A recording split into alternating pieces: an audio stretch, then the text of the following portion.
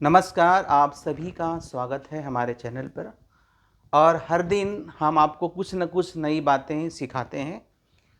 वो इकोनॉमिक्स का वर्ड हो या समाज में होने वाली समस्याएं हो। आज हम लोग जो बात करने वाले हैं, जो मैं अपना ऑब्जर्वेशन में, जो मेरा रिसर्च है और जो आज के डेट में समस्याएं हैं, जो हमारी सामाजिक समस्याएं उभर कर आ रही है, जो हमारे यहाँ जिसको हम लोग कहते हैं कि अंडर एम्प्लॉयमेंट की समस्या आ रही है। हम अनएम्प्लॉयमेंट नहीं कर सकते हैं, हमारे के बड़े पैमाने पर अंडर एम्प्लॉयमेंट है। बेसिकली अंडर एम्प्लॉयमेंट होता यह है कि जब व्यक्ति को अपना क्षमता से कम काम मिले, अपनी क्षमता से कम। जैसे मान लिया कि आप पीएचडी होल्डर हैं, तो आपके एक पे स्केल पे जो बाहर अपने जो सोचा, सपना देखा कि हम पीएचडी हैं, नेट क्वालिफाइड हैं, और जब हम जॉब में जाएंगे तो 70-80 हज़ार रुपया सैलरी हमको मिलेगा। लेकिन मजबूरी में अगर आपको 20,000 रुपया, 30,000 रुपया, 40,000 रुपया या 50,000 रुपये मिलता है, लेकिन कोई सिक्योरिटी नहीं है, तो उसे हम लोग कहते हैं अंडर एम्प्लॉयमेंट। मतलब हम रोजगार में तो हैं, लेकिन हम अपने आप को हमेशा बेरोजगारी के कैटेगरी में रखते हैं। अभी देख रहे होंगे हमारे पूरे देश में बड़े पैमाने पर रोड का विकास हो रहा है। बिहार की बात करें तो गंगा किनारे एकदम मैरीन ड्राइव की तरह रोड बन रही है, और उसी मैरीन ड्राइव के बगल में पटना विश्वविद्यालय है। जिस तरह से शरीर में हड्डी रह जाता है, बस हड्डी ही है, मांस खत्म हो गया। न परमानेंट टीचर्स हैं प्रॉपर वे में, और न परमानेंट हमारे नॉन टीचिंग स्टाफ वहां पे हैं। एक समस्या सिर्फ और सिर्फ पटना विश्वविद्यालय की नहीं है, ये समस्या लगभग हिंदुस्तान के पूरे विश्वविद्यालय की समस्या है, पूरे स्कूल की समस्या है। ये जो हमारे यहाँ जो प्रचलन चला है पिछले कुछ दिनों से, contact teacher, contact staff, guest faculty, ये सब हमारे देश को ले डूबा है। गेस्ट फैकल्टी क्या होता है? गेस्ट है। आप देखे होंगे कि यूपीएससी में हर साल बहाली होती है, बीपीएससी रगड़ रगड़ के 2-3 साल में बहाल ले ही लेती है। लेकिन अगर हम बात करते पे स्केल टीचर का, तो मिडिल स्कूल हो, लोअर स्कूल हो, हाई स्कूल हो, कॉलेज हो, विश्वविद्यालय हो, किसी को चिंता ही नहीं है, चाहे सरकार जिस पार्टी की रहे हो। आखिर ऐसा वैमनस्यता क्या? जिस देश में पूरे दुनिया से लोग पढ़ने के लिए आते थे, आज हमारे देश के लोग ही देश में पढ़ना नहीं चाहते। कॉन्टैक्ट जो टीचर्स होते हैं, अब जैसे मैं एग्जांपल देता हूं, मैं कुछ नर्सेस से मिला तो मैंने उनसे पूछा कितना पेमेंट मिलता है, तो बोली 10 से 15 हज़ार। पटना में 10 से 15 हज़ार उसको पेमेंट मिलेगा, तो मिनिमम जो, अगर वो शादीशुदा है तो मिनिमम अपने परिवार के साथ रहेगी तो 5 से 6 हज़ार रुपये रूम का किराया देगी। बच्चे हैं, कम से कम 2 बच्चे हैं। वैसी परिस्थिति में क्या वो अपना पालन पोषण करेगी? नहीं करेगी।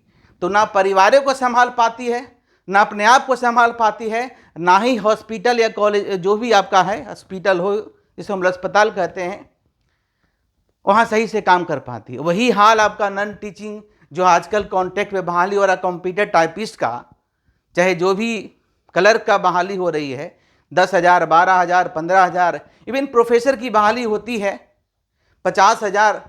उसके पास सिक्योरिटी नहीं है, इसलिए वो मन लगा के काम नहीं करते, क्योंकि उनको लगता है कि कहीं हमें काम मिला तो हम यहाँ से चले जाएंगे। तो जिस तरह से सभी रोड, सभी पुल जरूरी है, उसी प्रकार से कॉलेज हो, हॉस्पिटल हो या किसी भी डिपार्टमेंट हो, वहां पे बहाली फुल फ्लेज्ड होनी चाहिए। पेमेंट उसके मेहनत के हिसाब से मिलना चाहिए। आज के डेट में कोई मजदूर भी मजदूरी करता है तो उसे 500-600 मिलता है पर डे का। अब आप ही सोचिए, मनरेगा में क्या हम बोलना नहीं पड़ेगा, मनरेगा में भी सरकार कितना पैसा दे पाती है। तब सरकार सक्षम है, कुछ पैसा काट लिया जाए। अभी देखिए कोविड-19 में अगर हम बात करें, अगर कोविड-19 की बात करें, कोविड-19 में समस्या है, पढ़ाई हमारी बाधित है, हम लोग जो है प्राइवेट संस्थान में पढ़ाते हैं और चलाते हैं, तो सभी बच्चे जुड़ते भी हैं, लेकिन कॉलेज में फंड बहुत आता है, फिर भी अभी तक उन लोग ब्लैक बोर्ड से व्हाइट बोर्ड भी प्रॉपर वे में नहीं आ पाए। डिजिटल बोर्ड छोड़ दीजिए, आखिर ऐसा क्यों? जो सरकारी स्कूल में टीचर्स हैं वो पढ़ा नहीं पाते, बच्चे पढ़ नहीं पाते। जिस तरीके से सरकार कोविड में बंद कर दी, तो कुछ जो है पैसा काट के, अपना ही पैसा काट के बड़ी अधिकारियों का, हर बच्चे को अगर एक टैब दे दिया जाता 5,000 रुपया तक का, जो सरकारी स्कूल में बच्चे पढ़ने वाले, तो सभी बच्चे पढ़ पाते। उनके पास व्यवस्था नहीं पढ़ने का, तो जब व्यवस्था नहीं पढ़ने का है तो कैसे पढ़ाई करेंगे? तो सरकार जो भी पार्टी को, मेरा सजेशन रहता है कि नहीं, प्रॉपर वे में सभी के, सबका साथ, सबका विकास चाहते हैं तो सब सेक्टर को साथ लेके चलना पड़ेगा। 91 में जब एलपीजी पॉलिसी आया तो लोगों ने कहा कि एग्रीकल्चर को पीछे छोड़ रहे हैं।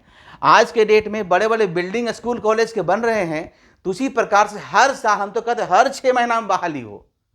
आज कॉलेज यूनिवर्सिटी में जो पढ़ते बच्चे हैं और जो टॉप करते हैं, पहले ही रह जाते थे, क्योंकि बीसी के पास पावर होती थी, अपॉइंटमेंट ऑफ प्रोफेसर जिसको लेक्चरर हम लोग पहले कहते थे। आज ब्रेन ड्रेन हो रही है, मतलब यहाँ के टॉपर बच्चे, यहाँ काम नहीं मिला, कहीं दूसरे राज्य चले गए, दूसरे राज्य नहीं मिला, विदेश चले गए, वहां से पढ़ लिख कर वहीं टीचर बन गए। तो जो ओरिजिनल लोग हैं उससे भी काम नहीं मिल पाता, इसलिए बहुत बड़ी समस्या है। इसको जो भी सलाहकार हैं, जो भी आईएएस सेक्रेटरी सलाहकार सरकार के होते हैं, उन्हें मानना चाहिए, उन्हें सोचना चाहिए कि अगर इसी तरीके से टीचर की संख्या कमने लगी, कमते कमते जाएगी, तो हमारा बहुत बुरा हाल हो जाएगा। इसलिए शिक्षा, जो एजुकेशन है, किसी भी समाज, शिक्षा समाज का दर्पण है। It is only good education system, it is only good education system which may bring revolutionary change in the society. अच्छी शिक्षा प्रणाली ही हमारी सामाजिक अर्थव्यवस्था में बड़े पैमाने पर परिवर्तन लाना होगा। इसलिए थोड़ा ही बहाली हो, पे स्केल पे बहाली हो, नहीं तो होता है काम करने से ज़्यादा वो हल्ले करते रहते हैं। हल्ला क्यों न करे, उनका पेट ही नहीं भरता है, तो अपना पेट के लिए पहले सोचते हैं, स्कूल कॉलेज के लिए बाद में सोचेंगे। आए दिन हल्ला ही होते रहता है।